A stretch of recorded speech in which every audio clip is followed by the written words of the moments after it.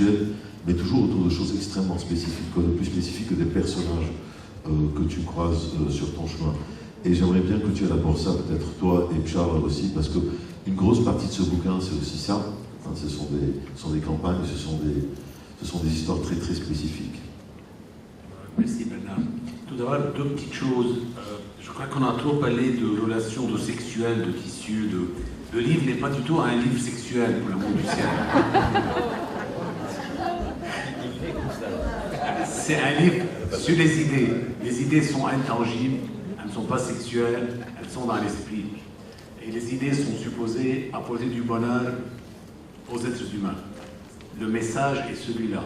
Et le message est d'essayer de vous communiquer que si vous vous sentez un peu malheureux, il suffit de vous mettre à créer, vous verrez tout de suite ce bonheur vous élever. Vous créez dans n'importe quelle condition, vous créez n'importe quoi, vous verrez que c'est un sentiment qui vous donne quelque chose que vous n'avez jamais connu, à savoir l'acte de création, qui n'est pas du tout sexuel. Ce que Bernard a dit maintenant, c'est vrai, j'ai côtoyé durant ma vie professionnelle, et merci Bernard, mes amis, mes acolytes, mes complices. À ma gauche, il y a Nadine. Nadine nous a fait beaucoup de films. Et Charles va en parler beaucoup plus parce qu'il a beaucoup plus fait de films avec elle que moi-même. Moi, j'étais sur la fin de mon parcours et je n'ai pas eu le bonheur de la connaître à plein temps. C'est Charles qui l'a connue à plein temps.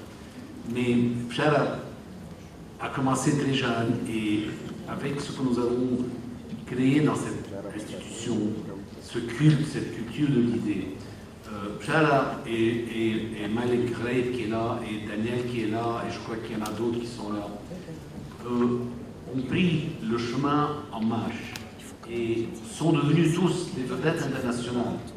Ce qui fait qu'au Liban, il y a moyen de créer des institutions qui vont au-delà des êtres et qui volent au-dessus et qui se consacrent à quelque chose de plus noble, qui est une idée productive, génératrice de bonheur à tous, et non pas du bonheur égoïste à chacun. Donc, je vous avais dit tout à l'heure que Pshara, elle est... Bon. Oui, tu peux parler. Bon. Faïd adore prévoir les choses qui vont se passer de la manière dont il aimerait qu'elles se passent et le dire à l'avance. Donc je préfère que ça ne se passe pas sur ce truc en particulier. Je voudrais parler en fait rapidement du concept de localisation dont on a parlé et du territoire dont Rabia et dont Fifi et Bernard ont parlé et auquel Nadine a clairement fait référence, et c'est là qu'elle a trouvé le fuel le plus important dont elle avait besoin pour pouvoir raconter des histoires qui parlent d'une manière juste de son peuple et en même temps parlent à l'humanité. Et c'est ce qu'on essaie de faire dans les campagnes de publicité qu'on fait, c'est-à-dire de communication. On essaie de parler d'une manière juste de ce qu'on est, et on s'en fout en fait si les gens d'autres pays nous comprendront ou non, parce que le but ultime et le vrai but est de parler à un public local. Mais nous essayons de le faire d'une manière différente, nous essayons de re-questionner les tabous dans une société qui a longtemps été pratiquement latente au niveau des lois, des décrets, des choses qui devraient se faire pour le peuple, pour l'humanisme du peuple libanais, qui est tous les jours bafoué et qui l'a toujours été à travers l'histoire. D'ailleurs, rien n'a changé. Je pense qu'on parle souvent des 10 000 ans ou 12 000 ans de l'histoire du Liban. C'est 12 000 ans d'histoire d'un peuple bafoué. Et nous sommes toujours souriants. Et nous pouvons toujours penser qu'à partir de ce pays, la plateforme que nous avons, si nous trouvons le mot juste et nous essayons d'être innovateurs comme d'autres pays le sont, nous pouvons être les meilleurs du monde. Et je pense que toutes les personnes qui sont à cette table et dans l'assistance et plein de gens anonymes qui sont dans les rues, qui ne nous écoutent pas maintenant, essaient de faire ce qu'ils peuvent, certainement beaucoup plus que les politiciens, ça je suis absolument sûr, pour essayer de toute façon de pousser les idées, d'arriver à une certaine notion de bonheur personnel qu'ils peuvent atteindre. Et de toute façon, l'histoire du Liban est faite de faits où ce pays a inventé des choses qui n'ont rien à voir avec la taille. Ça n'a rien à voir avec la taille, c'est l'idée de vouloir gagner, de vouloir réussir à faire quelque chose d'intéressant pour soi-même, avant tout, et pour la collectivité. Et donc, l'expérience que nous avons faite, par exemple, sur des campagnes comme, je donne un exemple parce que 2 autres personnes sont concernées ici à cette table, comme Keep Walking de Johnny Walker. Johnny Walker, c'est une marque de whisky. Tout le monde boit un peu de whisky, tout le monde connaît Johnny Walker, et Johnny Walker aurait pu passer son temps pendant des années à venir parler de la couleur de son whisky, de la qualité du blend, etc., et d'aller dans tout ce blend que les gens refusent d'écouter et que nous ne voulons plus vendre parce que le monde a changé dans la publicité. Et donc, cette marque a choisi, sur notre conseil, notre idée, de parler au Liban, aux Libanais, et de s'assurer qu'ils vont essayer de keep walking sur leur propre territoire. Et il y a une campagne qui a commencé il y a plus de 10 ans ou 12 ans, qui est Keep Walking, qui est devenu ensuite Keep Walking Lebanon, qui est le seul pays du monde où ils ont accepté de faire une clause supplémentaire, d'ajouter une clause à cette campagne qui était internationale, et qui a été demandé à des créateurs, et j'espère que tous les créateurs, d'ailleurs Rabi est ici, et d'autres personnes sont là, mais de toute façon, il y a Bernard et Nadine, qui ont fait partie de ces personnes, qui ont montré qu'on pouvait, à partir du Liban, essayer de faire quelque chose de génial, parce que quand on croit en une idée, quand on croit qu'on peut aboutir, qu'on sent que malgré tous les obstacles qui se mettent en face de nous, elle va aboutir parce que c'est la bonne idée. À ce moment-là, il y a un feu sacré qui prend, il y a un esprit collectif parce qu'on partage cette même fougue de vaincre et de pouvoir réussir. Et c'est ce qui se passe. Et je vous dis, c'est un cas un peu d'arroseur arrosé parce que je suis, entre autres, un publicitaire qui a été personnellement, et je pense qu'en tant que collectivité, touché par cette campagne qui nous a inspiré nous-mêmes à essayer de prouver au monde entier qu'on pouvait être meilleur que nous. À mon avis, cette campagne est très symptomatique d'un phénomène qui est très propre justement à notre territoire. Je vais parler peut-être de ça par le biais de mon expérience. Je suis sûr que c'est la même chose dans la pub et dans beaucoup d'autres secteurs créatifs. On est dans un pays, enfin si on peut appeler ça un pays, on est dans un pays où en fait on a vécu une sorte de perpétuelle faillite du projet nation. Et la faillite du projet nation, c'est tout ce qui va avec, c'est-à-dire tous les mécanismes régulateurs qui font que voilà, on évolue dans un système à travers des processus très précis. Ici, quand on est architecte, quand on est plupart, c'est très très différent. Le territoire est très différent, on évolue différemment, on se construit des mécanismes de survie et de développement qui sont très différents que, par exemple, un jeune architecte qui démarre sa carrière en France ou un jeune cinéaste qui démarre sa carrière en France. C'est très très différent. Il n'y a pas de concours au Liban, il n'y a pas de projet institutionnel, et je crois que c'est la même chose dans tous les domaines. Et ce qui est intéressant, je veux revenir à toi, Kabir, c'est justement ton choix de remettre un pied à l'extérieur ou carrément de te baser dehors. Je reviens toujours sur ces questions de territoire parce qu'elles nous concernent énormément. Je ne sais pas si c'est déplacé ou pas.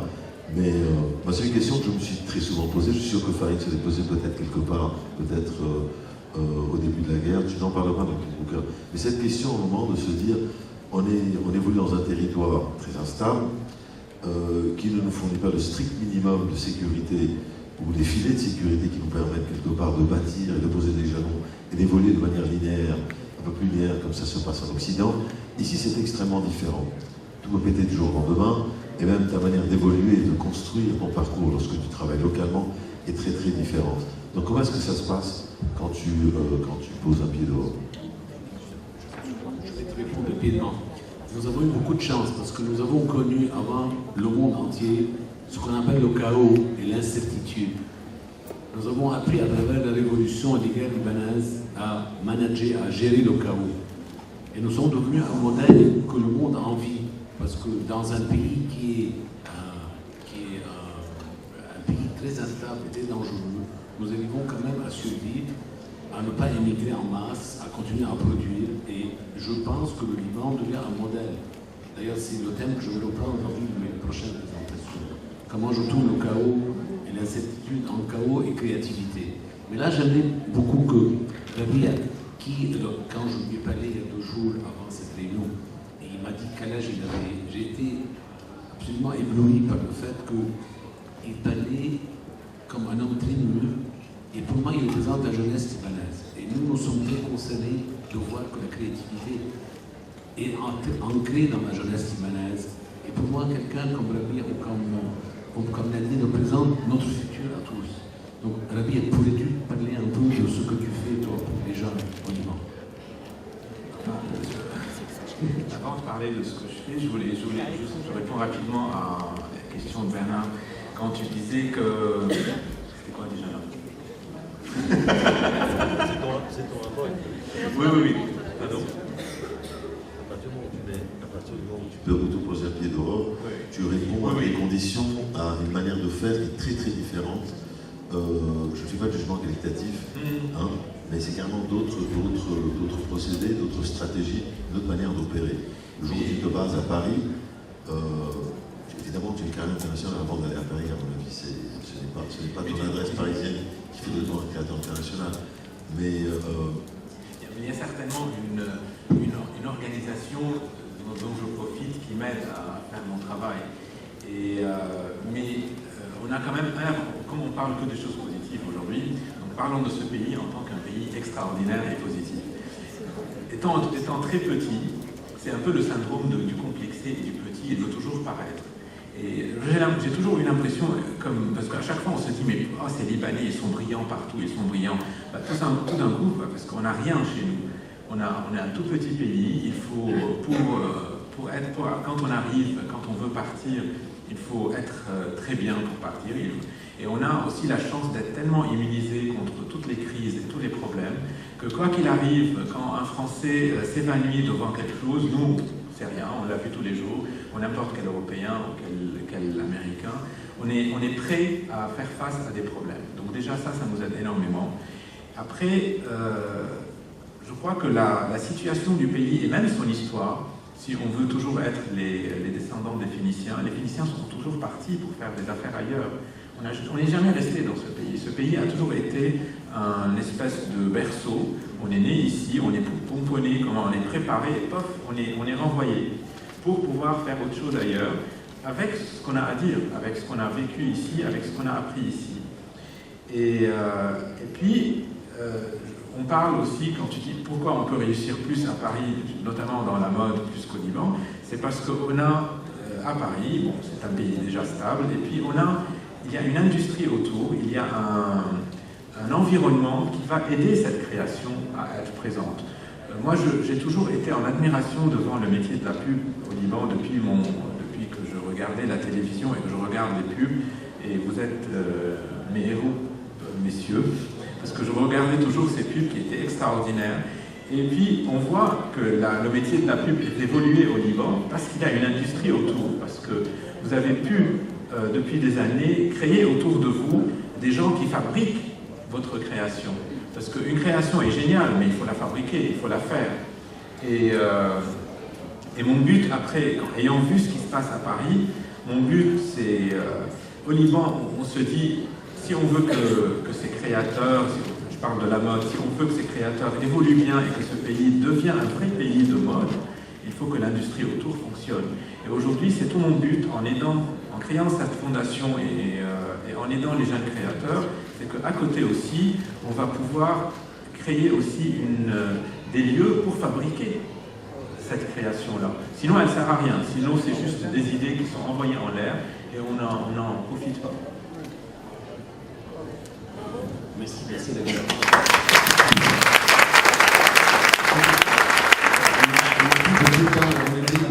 On aimait avoir une communication avec le public.